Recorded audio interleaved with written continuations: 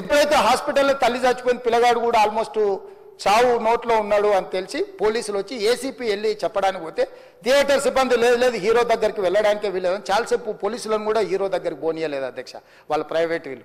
చివరికి ఏసీపీ కోపం వచ్చేసి మిమ్మల్ని అందరిని తీసి లోపల వేయాల్సి వస్తుందని చెప్పిపోయి హీరోకు ఏసీపీ క్లియర్గా ఇద్దరు చనిపోయినరు, మీరు ఇక్కడ కూర్చుంటే థియేటర్లోనగా థియేటర్ బయట ఉన్న వేలాది మంది ఈ సినీ అభిమానులను మేము కంట్రోల్ చేయలేకపోతున్నాం, ల్యాండ్ ఆర్డరు శాంతి భద్రతలు చేయి దాటిపోయినాయి, మేము లాఠీ చార్జ్ చేయాల్సిన పరిస్థితి ఉంది, మీరు దయచేసి వెళ్ళిపోండి, వచ్చిండ్రు చూసిన కదా వెళ్ళిపోండి అంటే లేదు నేను సినిమా అయిపోయే వరకు ఇట్లే కూర్చుంటానని పోలీసులతో చెప్పిండని సిటీ కమిషనర్ నాకు చెప్పడం జరిగింది అధ్యక్ష. అదేవిధంగా ఇంకా కంట్రోల్ కాకపోవడంతో అప్పుడు డీసీపీ పై అధికార రంగంలో దిగి వాళ్ళ అందరినీ లోపల వాళ్ళ ఎంబడున్న అడ్డుకుంటున్న వాళ్ళను పోలీసులతో జరిపించి చక్కగా డీసీపీ పోయి హీరో గారికి బయట చనిపోయినరు, పరిస్థితి చాలా గందరగోళంగా ఉన్నది, మీరు ఇక్కడ నుంచి కదలాల్సిందే లేకపోతే మిమ్మల్ని పోలీస్ స్టేషన్కు తీసుకెళ్లాల్సిన పరిస్థితి వస్తుంది, మీరు ఇక్కడ నుంచి కదలాల్సిందే అని బలవంతంగా అతన్ని సినిమా మధ్యలో 12 గంటల సమయంలో రాత్రి 12 గంటల సమయం అట్టిగా ఆ సమయంలో అతను తీసుకొచ్చి బండెక్కిస్తే మళ్ళీ అతను రూఫ్ టాప్ ఓపెన్ చేసి మళ్ళీ చేతులు ఊపుకుంటూ రోడ్ షో చేసుకుంటూ అంటే తల్లి చనిపోయి పిల్లగాడు చావు బతుకుల మధ్యలో ఉన్నాడు మీరు వెళ్ళండి అని వెనక్కి పంపిస్తే కూడా మళ్ళీ కారులో రూఫ్ టాప్ ఓపెన్ చేసి చేతులు ఊపుకుంటా అభిమానులను సంతోషపెట్టుకుంటా రోడ్ షో చేసుకుంటా అతను వెళ్ళిపోయింది అధ్యక్ష. పోలీసులు కేసు చేసిరు, కేసు మీద థియేటర్కి సంబంధించిన కొంతమందిని అరెస్టు చేసిరు, అరెస్టు చేసి 10-11 రోజుల తర్వాత పోలీసు హీరో గారింటికి వెళ్ళిండ్రు, మీరు కూడా కేసులో A11 మీ మీద కేసు ఉందని చెప్పడానికి పోలీసులతో దురుసుగా ప్రవర్తించిండు, మీరు ఆ వీడియోలన్నీ కూడా చూసిండ్రు.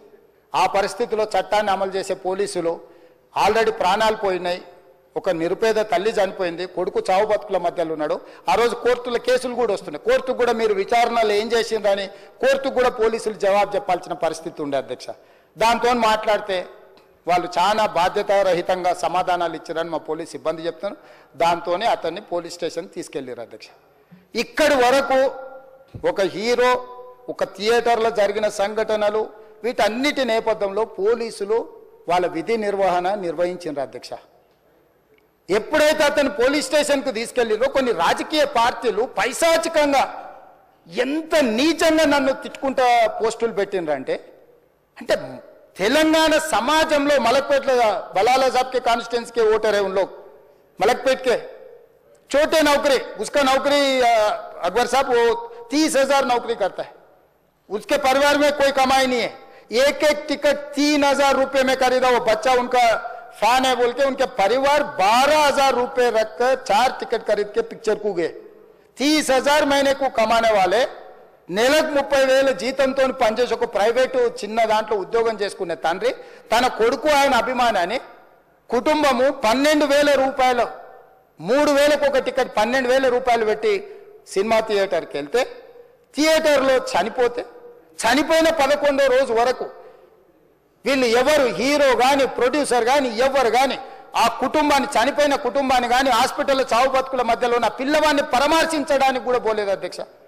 ఇది ఏ రకమైన మానవత్వం అధ్యక్ష నాకు అర్థం కాలే. ఇలాంటి మానవత్వం లేకుండా వ్యవహరించిన వాళ్ళను పోలీసులు విధి నిర్వహణలో భాగంగా పోలీస్ స్టేషన్కు తీసుకెళ్తే ఒక ఆయన ట్విట్టర్లో పెడతాడు అడ్డగోలుగా 10 ఏళ్ళు మంత్రి చేసి ఉద్యమాలు చేసినామని చెప్పుకునేటోళ్ళు, ఉద్యమాల సమయంలో సినిమా షూటింగ్లో జరగొద్దని దాడులు చేసిన వ్యక్తులు ఇవాళ అతను భగవత్ స్వరూపుడు, అసలు అతన్ని పోలీసులు ముట్టుకుంటారా? అసలు ఈ రాష్ట్రం ఏమైపోతుంది? రాష్ట్రం ఉంటుందా? ఈ రకంగా రాజకీయ పార్టీలు అధ్యక్ష రాజకీయ పార్టీలు ప్రజాప్రతినిధులుగా చనిపోయిన ప్రాణాల విలువ లేకుండా చావుకు కారణమైన ప్రత్యక్షంగా పరోక్షంగా అయిన వాళ్ళని పోలీస్ స్టేషన్కు విచారించడానికి పిలిస్తే కూడా అది కూడా తప్పుపట్టి ప్రభుత్వాన్ని బద్నాం చేయాలి, ముఖ్యమంత్రిని తిట్టాలని ఎంత నీచమైన భాష వాడింది అధ్యక్ష. యూట్యూబ్లలో మీరు చూడండి. నాకేముంటుంది అధ్యక్ష ఏంది ఆ సినిమాకు స్పెషల్ రిలాక్సేషన్స్ ఇచ్చి ఇవాళ సినిమా ఏదైతే వ్యాపారం చేసిందో సినీ పరిశ్రమను ప్రోత్సహించాలని మొదటి వారం అత్యధికంగా సినిమా ధరలతో టికెట్లు అమ్ముకోవడానికి, స్పెషల్ షోలు వేసుకోవడానికి, బెనిఫిట్ షోలు వేసుకోవడానికి ప్రత్యేకమైన అనుమతులు ఇచ్చింది నా ప్రభుత్వమే కదా, మా ప్రభుత్వమే అధ్యక్ష. సినీ పరిశ్రమను ప్రోత్సహించాలనే మా విధానం. ప్రోత్సహించే క్రమంలో తెలంగాణ ప్రజల ప్రాణాలను తీసుకోమనే ప్రాణాలు తీసుకుంటే కూడా వాళ్ళని ఏమనొద్దు అని అంటే మీరు లా చేయండి అధ్యక్ష. మరి స్టేట్కు లా అథారిటీ ఉందో లేదో నాకు తెలియదు, కానీ star, film star, super stars or political stars is having some special privilege. If they murdered anyone also we need not to prosecute or otherwise we need not to book any case against these personalities అని మనం మీరు చట్టం చేస్తా అంటే సినీ ప్రముఖులకు కానీ రాజకీయ ప్రముఖులకు కానీ స్టార్లని ఫీల్ అయ్యే వాళ్ళ పట్ల ప్రత్యేకమైన చట్టం ఉంటుంది, వాళ్ళ మీద కేసులు పెట్టొద్దని మీరు ఏమైనా చట్టం చేస్తే ఆ చట్టం అమలు చేస్తాం అధ్యక్ష. ఈ రోజున్న డాక్టర్ బాబాసాహెబ్ అంబేద్కర్ ఇచ్చిన చట్టం ప్రకారము దీనికి కారణమైన వాళ్ళను ప్రత్యక్షంగా పరోక్షంగా కారణమైన వాళ్ళందరి మీద కేసులు కట్టి పోలీసులు విచారణ చేయాల్సిందే, బాధితులను శిక్షించాల్సిందే అధ్యక్ష. సో ఈ రోజు ఆ కుటుంబాన్ని ఆదుకోవడానికి ఈ రోజు కూడా ఆర్థికపరమైన విషయాల్లో కానీ దీంట్లో కానీ వాళ్ళు ఎవరు పెద్దగా ఆసక్తి, కనీసం సినిమా వాళ్ళు ఒక్కరోజు అతను పొయ్యి వస్తే సినీ ప్రముఖులందరూ అతని ఇంటికి వెళ్ళి అతనికి మొత్తం ఏదో కాళ్ళు చేతులు యాక్సిడెంట్లో పోయినట్టు కన్నీళ్లు గారుస్తారు. ఈ సినీ ప్రముఖులు ఒక్కరైనా హాస్పిటల్కి పోయినరా అధ్యక్ష? నేను సూటిగా తమ ద్వారా సినీ ప్రముఖులను నేను అడుగుతున్నా అధ్యక్ష. తల్లి చనిపోయి 9 సంవత్సరాల పిల్లగాడు బ్రెయిన్ డెడ్ అయ్యి ఆక్సిజన్ అందక 20 రోజుల నుంచి హాస్పిటల్లో కోమాలో ఉంటే ఈ సినీ ప్రముఖులు ఒక్క రోజు కోసం పోలీస్ స్టేషన్ పోయిన ఇంటికాడ క్యూ కట్టి ప్రభుత్వాన్ని తిడుతున్నారు, నన్ను తిడుతున్నారు, అతన్ని పరామర్శిస్తున్నారు. ఏమైంది అధ్యక్ష? అతను కాలు పోయిందా, కన్ను పోయిందా, చేయి పోయిందా, ఏమైనా కిడ్నీలు దెబ్బతిన్నా, ఏమైంది? అతన్ని ఇంతమంది సినీ ప్రముఖులు పరామర్శించారు, కలిసిండ్రు, అభినందించారు. కానీ ఆ పిల్లగాన్ని కనీసమన్నా పరామర్శించడానికి సినీ ప్రముఖులు ముందుకు రాలేదంటే సినిమా ఇండస్ట్రీలో ఉన్న ప్రముఖులు ఏం ఆలోచన చేస్తుండ్రో, ఏం కోరుకుంటుండ్రో నాకైతే తెలియదు. 100% जो भी अकबरुद्दीन ओवैसी साहब ने जो मुद्दा उठाए वो मुद्दा के लिए मैं ये बात कह रहा हूं, सचमुच बोल रहा हूं, ये शर्म की बात है. 20 दिन के बाद भी इतने एक दिन के लिए उनको पुलिस स्टेशन को लेकर गए तो हाईकोर्ट भी इमीडिएट अजर्नमेंट मोशन, लंच मोशन ले लिए, उनका बेल भी दे दिए, सब कुछ है. आधी रात को 11-12 बजे अपने लोग बोल रहे थे जेल का दरवाजा खोलो, 12 बजे उनको छोड़ो. अरे भाई कहां है प्रोविजन, कहां से छोड़ू मैं? कोई मेरा घर का मामला नहीं है, मेरा घर का मामला है तो मेरा गेट निकाल के आने वाले जाने वाले को मैं बोल सकता हूं. जेल का दरवाजा मेरा हाथ में नहीं है, कानून के हिसाब से चलाने का है मेरे को. रात 12 बजे अरे वो फिल्म स्टार है उसको छोड़ दो. भाई अगला दिन मैं रहे तो ना फिल्म स्टार को छोड़ने के लिए. अगर आधी रात को 12 बजे किसी को जेल से छोड़ने का कोई लॉ है तो बोलो, मैं भी लागू करता हूं. तो इसीलिए ये इतने फिल्म स्टार कोई भी दवाखाना तक नहीं गया, छोटे बच्चे को नहीं देखा अकबर साहब. ये अफसोस की बात है, शर्म की बात है, सचमुच बोल रहा हूं मैं.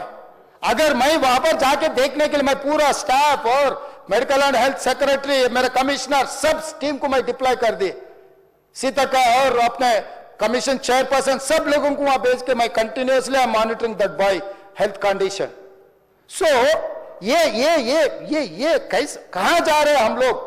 भाई उन लोगों को जिम्मेदारी दी नहीं है, हम समझ भी सकते है नहीं है वो बात अलग है, मगर कुछ पॉलिटिकल पार्टीज 10-10, 20-20 साल जो रिप्रेजेंट किए, मंत्री किए, वो लोग मुझे गाली दे रहे हैं. उसके ऊपर कैसा केस लगाते हैं? वो मेरा दोस्त है.